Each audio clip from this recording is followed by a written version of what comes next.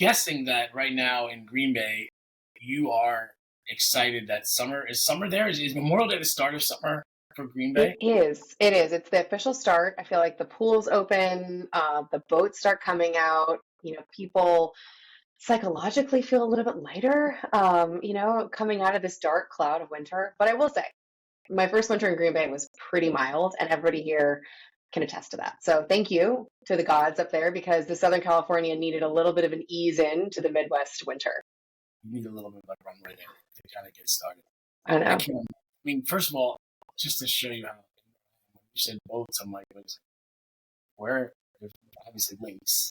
Yeah, So, lakes, rivers, right? Yeah, but it's different and not ignorant, just a different part of the country, right? yeah, I mean, I guess the pools are open, but nobody's going in them yet. Correct. Well, they opened up Memorial Day, I will say, and the weather hits above 55 here, and I feel like people are out in shorts and tank tops, ready to roll. So it is game time here. Yeah, it's like I live for this time of year. I think generally for me, this is when everything comes back to life. And I spent like 4 years in the U.S. Virgin Islands, and then I came back in January, and I was like, I made a huge mistake.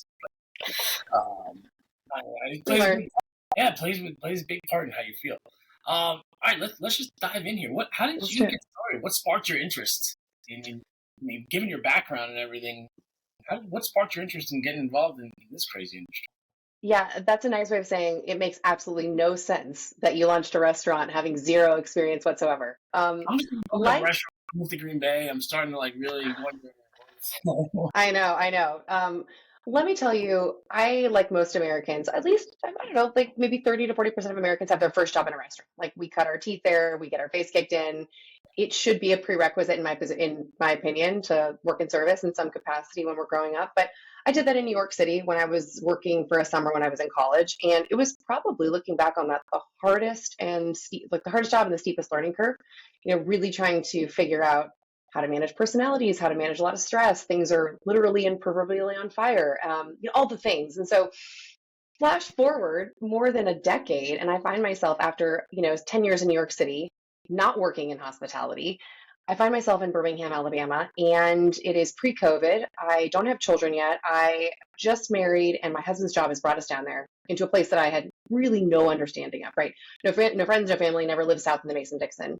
And true to its reputation, the hospitality is real in the South. Like it is real. People roll out the red carpet. They want you to have a great experience. They want to love on you. And I loved it. I loved everything about it. And there's a real culinary scene in Birmingham. But the point that I was really looking for was fast, casual, healthy food, something that I could find really easily in New York City or Los Angeles, where I'm from, but I couldn't find it in Birmingham. And so, like most entrepreneurs, you have a bit of a problem, you try to solve it. I looked to a lot of brands that we would know, in places that I was familiar with, and I begged them to come down to Alabama. And, in 2018, 2019, there was no interest in a tertiary city in the middle of the deep South in the third unhealthiest state in America. And, I was at a crossroads. Am I going to just kind of accept what is, or am I going to build something myself? And like all of us who have a little bit of a screw loose somewhere that decide to open up a restaurant, I did. And it was not for lack of trying to get someone else to do it, to bring a brand in, to have an established franchise come in. Let me tell you, like it wasn't the first call. But I'll do it, but I don't want I'll to. do it. But you learn through these moments. And for me, the learning came through the farmers. There's an amazing agricultural system in the Southeast. And we had this culinary, powerhouse in terms of chefs in that space. They all came together in the fine dining area. So ultimately, I launched Blue Root in 2019 at the farmers market. And it was strange lessons from not working in hospitality that played really well into our sort of longer term success. And that was starting small and listening to customer feedback, right? And really iterating and iterating and iterating versus believing that I had all of the answers. I made a lot of mistakes, but that's where we started. Yeah, starting small, it's often overlooked. Everyone wants to think they have the next best idea, and they jump into a 2,500 square foot restaurant and rents it. They're like, I guess that's an okay rent, right? That's what everybody else is paying. I should pay it. But I have to imagine, that shift from sort of a stall to a brick and mortar. Talk about that, because that's a big move in financially, change of day-to-day life? Like, talk about that. Totally. It was bananas. I won't lie. It was 20. I mean, it was bonkers. It was, and it felt like, many days felt like a dumpster fire. Like, what am I doing? Am I equipped to do this? Do I have the right people around me? Did I get enough support? Did I raise enough money? All of those things. So if you're out there and you've never done this before, let me tell you a lot of things I did wrong. But first, let me just paint the picture. So 2019, I set super clear parameters for myself and my family because it was self-funded at that point. And I had all these off ramps. Okay, if we didn't hit milestones, I was going to say that's fun, but I'm not going to drain our life savings. I'm not going to do this. I didn't go to school for this. And so I was going to test it. And like other startups, it may not work. And I had to separate emotion from the dream. And so every quarter, I'd make sure that I hit my milestones. And if I didn't, it was my, kind of promise to myself that it was time to close it up or redirect or figure out, another path. And I gave myself a year to do that. And that was 2019. And so it was, farmers markets. And then we went into catering. And then we, went into gyms. And then we went into private stuff. And by the end of it, the data were screaming, this is real. Like, there is a contingent of people that loves this, that supports this. My chef had 2 James Beard Awards. We had, a lot of support in the community at Groundswell. And so I wrote a business plan in December of 2019 for the SBA loan that I was hopeful to get to support this dream, to move from what you said, stall to brick and mortar. And on February 28th, my friend, of 2020, my SBA loan came through. And how many moments do we have in the restaurant business where you're like, what the actual hell? Like, how did we get here? And it was that crossroads moment of, do we do something? Do we wait? I mean, nobody knew anything, right? And so flash forward from February 2020 to January of 2021, a couple things happened. One of which is we found a way to survive. And we turned a closet into a walk-up window where people could come get healthy, fresh food, where they could, you start to get, it's amazing what constraints do to creativity. Put some constraints on your team and yourself and like, holy cow, you are going to find new ways to do things. And I got the health department, the fire department, and the city to say, sure, you could turn this random closet into a walk-up window by doing these 25 things and spending $35,000. And you're like, we're going to do it. It's either that or we're not going to be able to survive. And we did. And that was sort of this bridge to the brick and mortar. So I got to baby step into it, if that makes sense. So we had a commissary. I sat at the window. We just slung salads and grain bowls and tahini brownies all day and some smoothies. And we just sort of figured out what worked. And we, you set up our little online shop and you sort of figure it out. But it was a real wonderful way, without me realizing it at the time, to start small and to kind of keep growing and iterating. Because that space, that might have been, I don't know, 100 square feet, right? 2 fridges that we stocked every morning. So you start to think about the rent and the overhead and the air conditioning, the things that you don't appreciate when you're trying to effing build a restaurant. So that was 2020. In the meantime, I had really been on a journey to start a family, and it was a hard journey and it was difficult. And next thing I know, I'm going to have a baby in May of 21. And so now we've added this to the mix. And it's such a gift. And you're like, well, let's load it on, like what else? So January 21, we break ground and I've got the budget and we came in on time and within budget. And 6 weeks after I had a baby, we opened the restaurant and I look back and I'm like, what the actual hell, but everybody's alive. We're okay. So it was bananas. I think the learnings though, for me, it's like, I'm in a place right now where we've got 1 unit because of my personal move that took me to Green Bay, and my team is just crushing it down there. We talk a lot about like how you empower people to be doing the things that you want them to do. I have the constant question in my head of whether debt was the right call versus equity. And so we can talk through that a little bit, right? In terms of brick and mortar, like raising more than you think you need, however you get there, and pushing that, that team to the front and understanding that there's a real cost associated with it, but it's, in my opinion, so important for that guest experience just to have the wow factor. You can never bounce back from that, and so good pieces of advice. And then, but I did what a lot of restaurateurs do, and I tried to be all things to all people. So, there's so many things in there behind it, a million lessons. And I was going to ask you about the Goldman Sachs stuff and how. Yeah. I want to talk about that fundraising piece, because that's everybody's got the idea, and then the question always comes, well, how do I raise money? Bank won't give me money. What do I do? nobody Right. knows how to raise money. I mean, maybe you had that background there, but can you just talk through how you figured out that dollar amount and your decision to go with that as opposed to that? Yeah, for sure. So it really helped that we had a full year of data under our belts to understand how to price things, what the market appetite looked like. Like, I cannot stress enough that despite what you see on social media, there is no overnight success. Like, there's no such thing as a free lunch. Like, you've got to put in the work. And it just seems that this work piece kind of disappears. People think that there's idea to success overnight. And like, you are a walking example of that. It just takes time. And I don't mean that you sit around and wait for it. I mean, you just have to keep building and putting one step in front of the other. So I think that 1 year of data really was helpful. I think the thing that I learned to do was I didn't take the first answer as the best answer. So I always went back for a second and third opinion. That was on architects, that was on contractors, that was on pricing. I mean, you can imagine what the pricing was for lumber, for labor, for everything. And so you just had to keep asking. But I also had to stay true to what I wanted, like in terms of vision. So I did a lot of diligence. It took a lot of time. From February 2020 to January 2021, we were really stress testing everything. Is this how much we really needed? And I had to go to the bank with a number and I had to reverse engineer into that number. And I really, honestly, like, wasn't sure if it was right, you know? So before we get into the debt versus equity piece, it was like I did a lot of corroborating kind of conversations with other restaurateurs. Okay, how much square footage do I really need? And I kept hearing, go small, go small, go small, go small, right? Be lean, be mean. And so I found a place that was very small, but I built my engine, my kitchen to service kick-ass catering. Like, meaning if we went bananas, like, I knew I could support it. And I remember my architect saying, this is depressingly small for a seating space. And I was like, you know what? I don't care because I know the catering is going to keep me alive, right? For sure. So Mark, these kind of gives and takes, you cannot have it all. And I'll never forget when I was in New York, like, unless you're a bajillionaire and you have all the resources, when you're finding an apartment in New York, you only really get two things. If you really want a doorman, you might be really far away. And if you really want not to have a walk up and have an elevator, you might need to pay up. Like, it was always this trade off. So it was this piece of New York that always taught me, like, you can't have it all. And so pick the things that are most important to you and be super clear about that.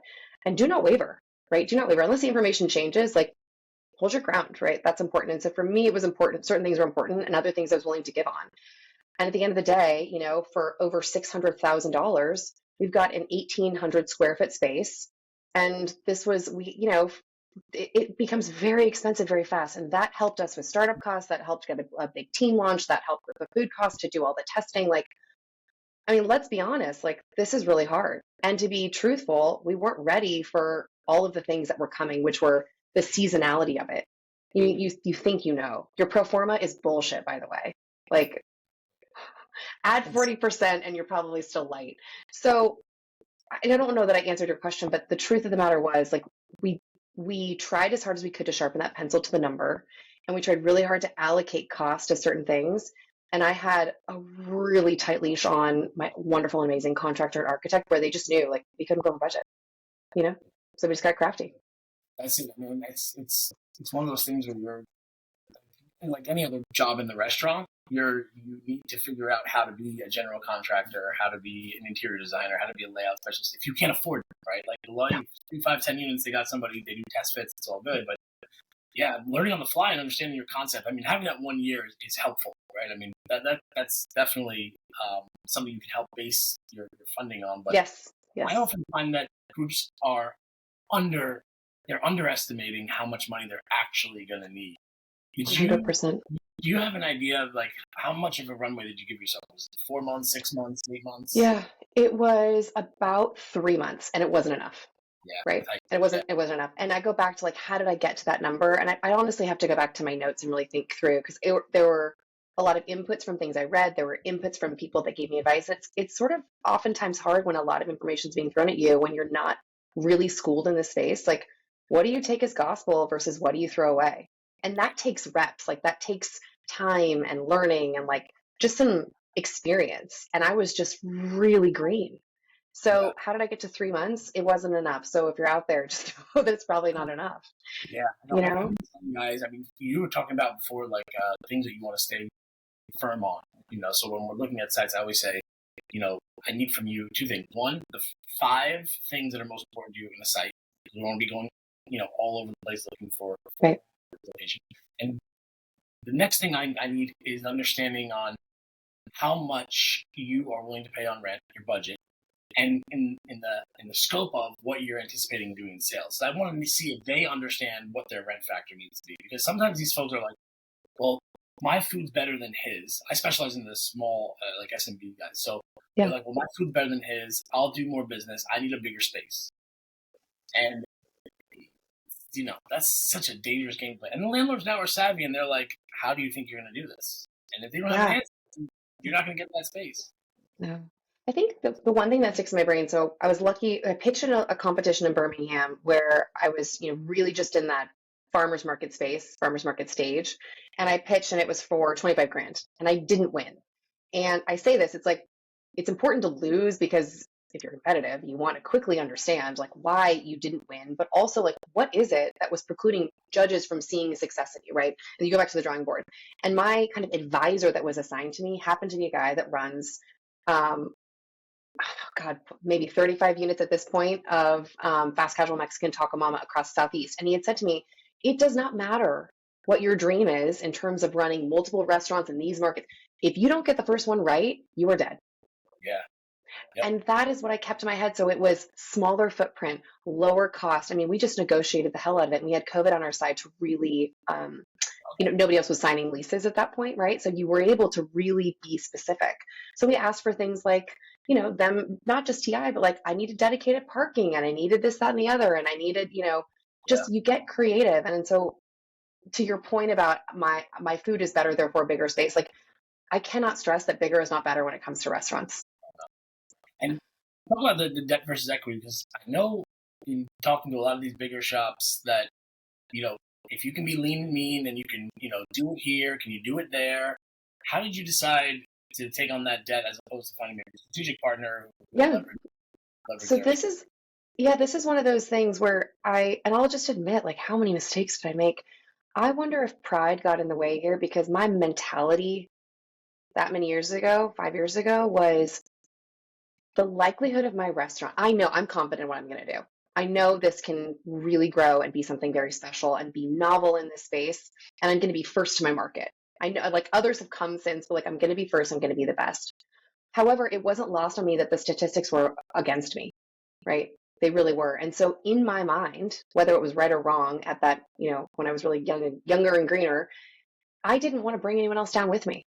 Yeah. I didn't want to relinquish control, and I also didn't want to bring around, because friends and family were like, let me support you. And I'm like, God, you're not going to go down in the flames with me because the likelihood of this thing surviving is not high. And it's not that I didn't have confidence. I was just trying to be super realistic and pragmatic.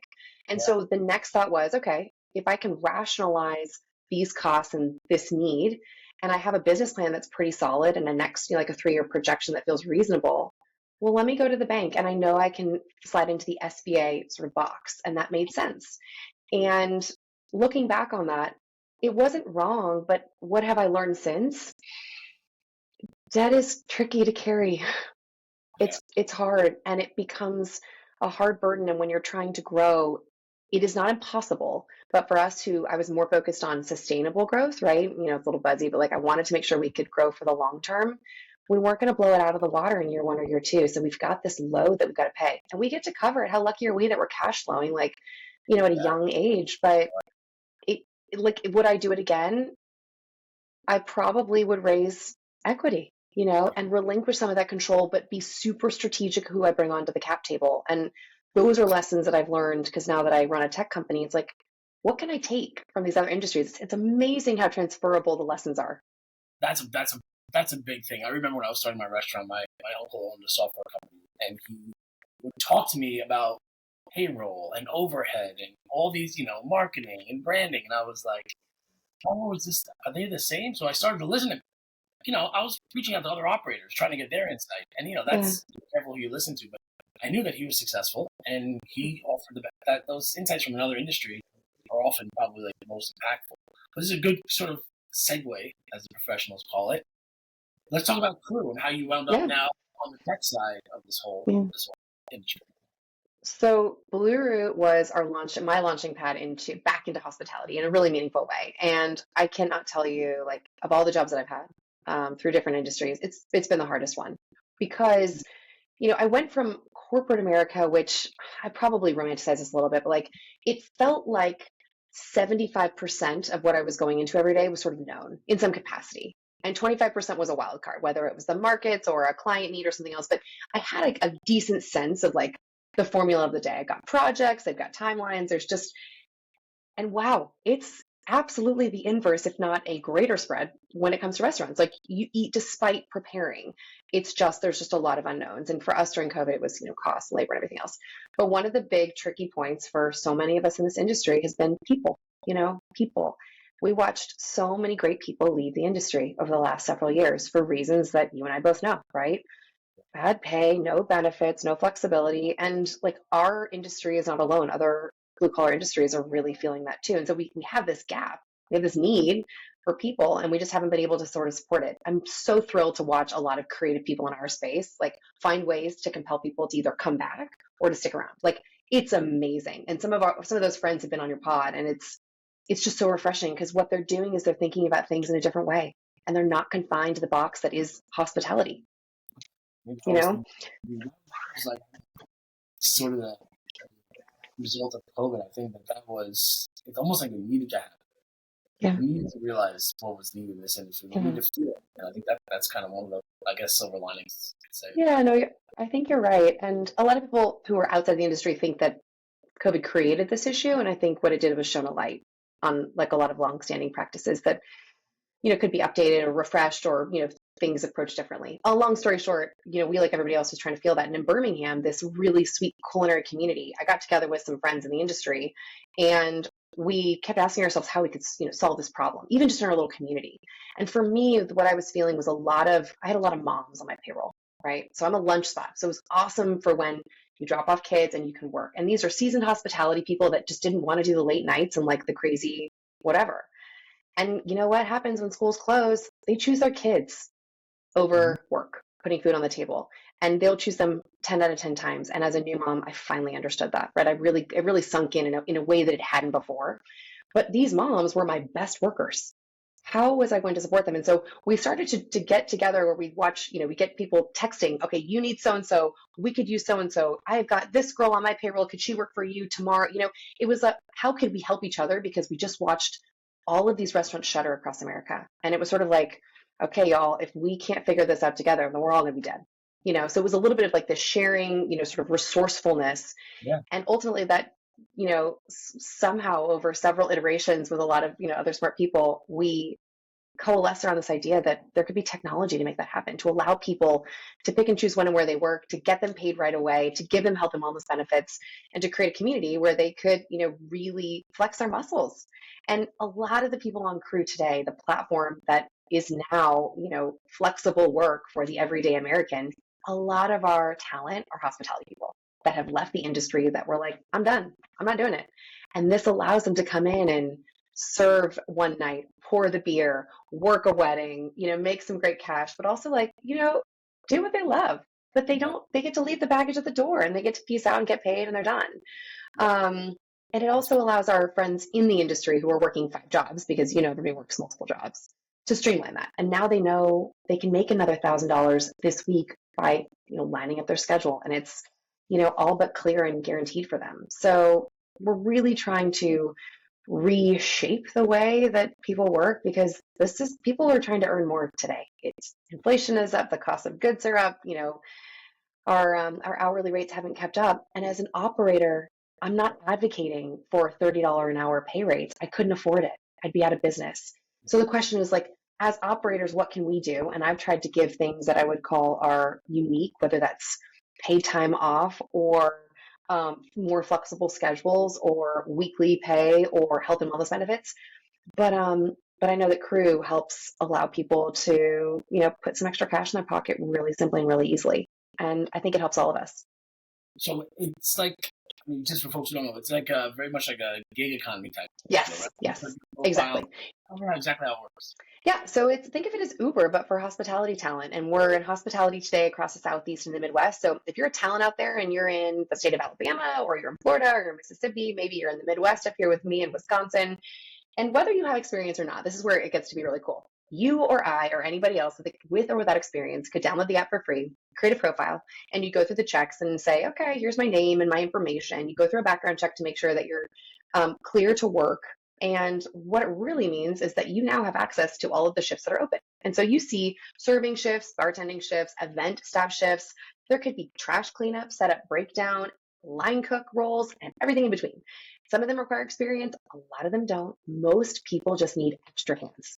And I cannot tell you how many times people say to me, operators say to me, I just need someone who's going to show up on time with a smile and say, how can I help you? Like that's what they're looking for. And so you pick up a shift, you apply, they select you based on, what your work experience is or the trust score that you built on the app.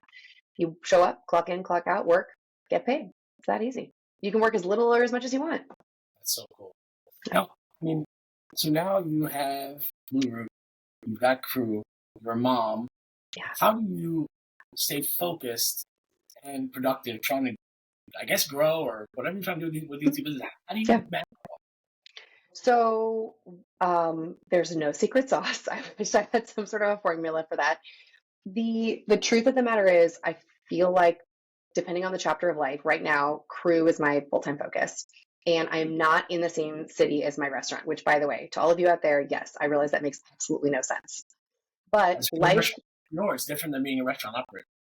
It's true. It's true. Now I'm an owner from afar and I have a badass team who is there. And what we've done within Blue Root is we're teaming up with some strategic partners to grow because I know that I don't have the acumen or capability or time to do that in a meaningful way. And so I know that that needs to be something that I'm going to outsource and leverage smart brains and amazing people to help me do that, to take it to the next level.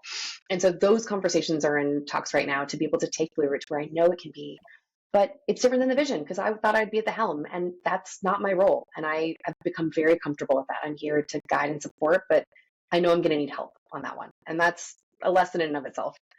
Crou is the day job, along with being a mom. And I run Crou here from Green Bay, but we're across the Southeast and the Midwest. And we are growing across those two regions. And we're also expanding to other blue collar industries that need support so that you or I or anybody else can slide into another role, just trying to give more work opportunities to everyday Americans, particularly in these regions that I think are underserved and underloved. And that's the focus right now. And I'm thrilled. I mean, we just got back from supporting the NFL draft in Detroit. We are somehow 6 months away gearing up for football season, which is obviously a big deal in many places that we operate. Yep. And so it's been a gift, but it's also been really hard. And so it's getting super clear with my team on who's on first for what. It's hiring the best people. And God, I can't stress enough, like just clear communication and making the implicit explicit with both sides, Blue Root and Crou. Where are we going? How are we going to get there? And then empowering people to go run fast because I can't be everywhere, right? So I can go a little bit, right? That's something I know a lot of operators struggle with. If you're now sitting where you are, looking back on everything that's transpired, what would be something that you would do different? I think there's big picture, something I'm thinking about a lot is how I make decisions and if they're the right decisions and if I'm good at making these types of decisions or if I need support. And so I started keeping a decision log recently, and I wish I would have started this sooner. And what I mean by that is I'm being super clear with myself on when big decisions cross my plate. And that could be whether or not to grow Blue Root. It could be, do I choose that strategic partner or this one? It could be, which market do we go into for Crou? It could be something that seems more benign, but maybe, important.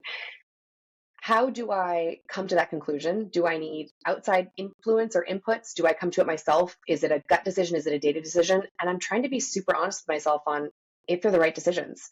And because these are new spaces for me. And so confidence is this thing that's earned, over time. And for me, confidence is like reps. And I still feel new in some of these games. And so I'm trying to be clear on how I'm getting to some of these decisions and if they're the right ones and trying to replicate what's working and trying to cast aside what's not. And so that's something that I think I wish I would have been a little bit more self-reflective on early on to be clear on, is this working? Is it not? And double down. Because my God, you can save a lot of time and money if you very quickly, easily, and efficiently captured what's working, both, in the day-to-day restaurant as well as a tech company. So that's one thing. But all the decisions, all the face plants, as trying as they were and as embarrassing as they might have been in the moment, like I wouldn't be where I'm sitting today without all the bruises, It's part of the process. There's no avoiding it.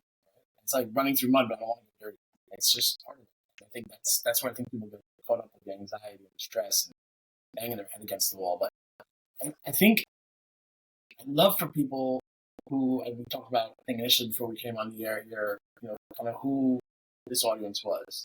And I know a lot of people, just based on the DMs I get every day, who are saying they had this great idea for something and they're, let's say they have the money.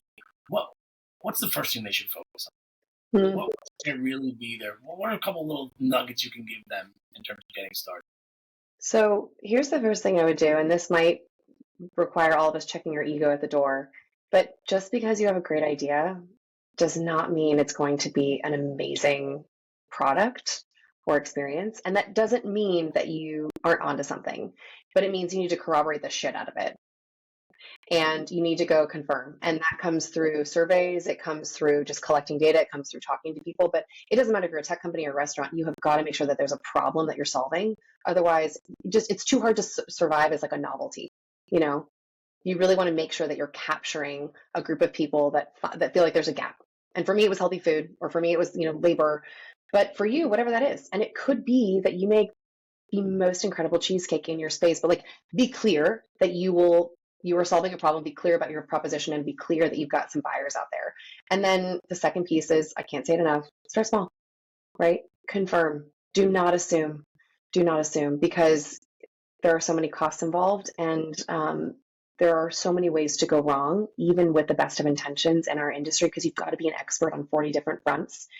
Give yourself the chance to get it right, so start small. So validate, start small, and then really, despite what everybody tells you and despite what I just said, it's so hard. If you believe and if you have conviction, keep going. Keep going. And you've got to be super clear on that end game, but give yourself the runway and the room to make some small mistakes that aren't going to kill you, but keep that conviction and just keep going, because everyone's going to tell you to stop. Everyone's going to tell you you're crazy. Oh yeah. So initially, right, the family's like, "What are you nuts? What's going on? You're going to lose your money. You're not going to be able to go to 4th of July barbecues and all that stuff." Well, I'm so glad you said that, because that needs to be said. And I think it's easy to get caught up in the rapture of it all, and like people are passionate about what they do, but then when it comes to signing leases and raising money and dealing with employees, what's right, what's wrong, what's legal, it's a whole mess. So I appreciate that. Now, what's the best? Well, let's, before we wrap up, what's really next? You mentioned some strategic partners coming on at Blue Root. Crew's kind of grown. Where do you see all this in 5 years? So for a Southern California kid who spent over a decade in New York, it's amusing but sweet, I think, to say the following. I've learned that I didn't know a lot about the Southeast and the Midwest, and those are now homes for me. And the building that we're doing supports those regions. And it's not that I believe the coasts have all that they need. I love the coasts for all the reasons, but there is a real opportunity to support the middle of the country. And so we're doing that both through Crou and through Blue Root. And when you think about Blue Root expanding its tentacles to new places and spaces, it's serving healthy food deserts in tertiary cities in America. And for Crou, it's supporting the everyday American that can walk in and is looking for some additional way to earn income quickly and easily. These local economies, places like Green Bay, Wisconsin, Des Moines, Iowa City, Tuscaloosa, they're really critical to the fabric of our country. And if you've never spent time outside of your bubble, you should. It's amazing what we can learn from other humans that, may not have the same experience as we do. So it's been the most formative time for me the last, 10 years or so. So all that to be said is the mission for us for the next 5 years is to really, really support, bolster, empower local communities in the Southeast and the Midwest. And we're doing that through both Blue Root and Croux. That's it. Very cool. So what's the best way for people to get involved with what you're doing over at Blue Root, with Crou? How can we get a hold of you? You got it. So Instagram, we're there at Blue Root CO. So follow us, come join us and say hello if you're in Birmingham, Alabama. And then on Crou, we're at Join Crou on Instagram. I'm also on LinkedIn, Jennifer Ryan. I'm at Crou or at Blue Root. And, you can find my email too out there, Jennifer@Crou.co, if you're really, really anxious to connect. But, just so supportive to this community. We're in it together. It is so hard. It is so hard. So wherever you are in your journey, you're doing great. And just know that we're here to support. So if you need anything, please reach out. That's awesome. And guys, I think you're hitting a real entrepreneurial journey here. So there's a lot to dissect here. I feel like we can go into like another version of this, but I think your story is out there. A lot of different places people can find you, and they can dig into the background of both concepts here, both brands here. So Jennifer, thank you for your time. I appreciate you waking up a little on the early side, and I look forward to watching this story play out. Thank you so much. Great to be here. And we're done.